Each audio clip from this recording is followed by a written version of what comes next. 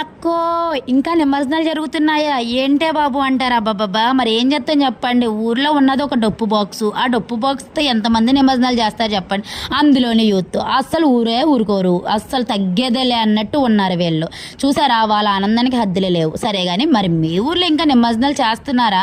మరి మా ఊర్లో అయితే ఇంకా కంటిన్యూ చేస్తున్నారు. నాకు తెలిసి ఇదే లాస్ట్ అండ్ ఫైనల్ అనుకుంటాను. ఇదంతా యూత్ బ్యాచ్ అండి బాబు.